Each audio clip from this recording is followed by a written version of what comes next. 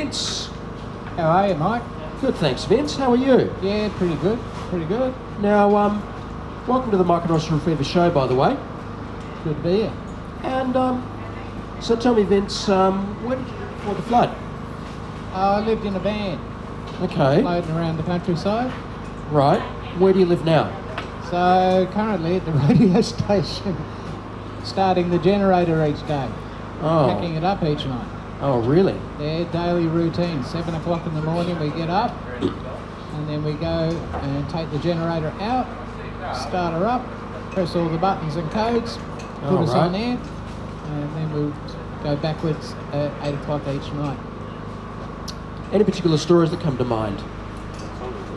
The story of when we were at our radio station when the flood was coming up, because we spent all Sunday at Seaspace carrying stuff upstairs, and then I met John Maloney at the radio station, and he agreed to broadcast first, and I got up about 3 o'clock in the morning and looked out on the street, and the street was underwater big time. So I went into the studio and said, John, we've definitely got a flood on our hands. And he was keeping an eye on things, and I took over at 4. And then at 6 o'clock the power went out because the meter box went underwater. So anyone in the audience got any questions to ask Vince? Hello, Vince.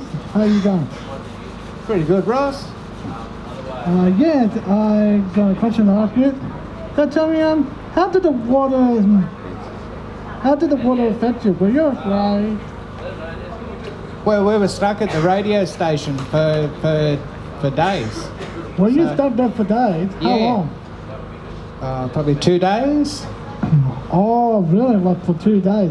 That sounds good. Yeah, so once we went off air at 6 o'clock in the morning, I went down the end of the building and looked out the window, and I said, John, we've got a problem. And he said, well, what's the problem? I said, we've got people on the roof across the And what did street. he say? He said, oh, we better do something about it.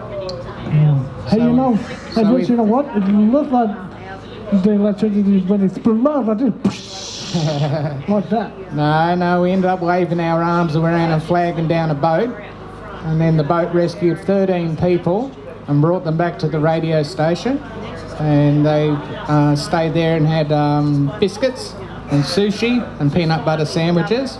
Really? I believe that Chris has a question. So Vince, looking out the top door, because it's pretty high up there, how fast was the water flowing through or coming down that street? Oh, it was like a river. Yeah. Like a river. Fridges, dog houses, trampolines, you name it was floating past. So it's pretty torrid. It is, and it's still suffering it all, but bit of fun though. You had a home delivery a few days back afterwards. Yeah, well, we got the refugees, and John went out in the big boat, and I spent the night lifting up all the stuff up onto tables and that, just in case it was coming in.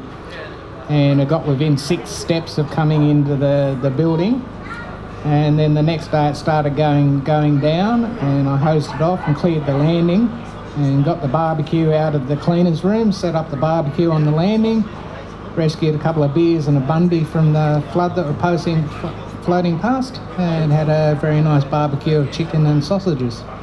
Sounds good. And make the best of what you can, don't you? Well, that's what we do at Survivor River FM. Hey, I got a question to ask you. Hey Vince, you love your food, don't you? Oh, I certainly do love my food. Is that what they're like sausages or like sausages or maybe chicken or something? Yeah, no, I had both. Sausages and barbecue chicken. Hey Vince, Chris wants to know, what do you think about the fish? No, we didn't catch any fish. No fish? No. John saw one. John said he saw a massive fish come up next to the landing. Oh, really? Yeah, there would have been sharks there. Ooh, you know what you have to look out for that? The sharks are scary. That would be a good feed. Oh, there might be some dolphins around. Yeah, I think the dolphins would be smarter than to come into there. Well, All right, thanks. then, Vince, thank you very much for your time. We really appreciate it. Yeah, Thanks would you very like a much, chocolate, Ross. Vince? I've already had one. Thank you. That's okay.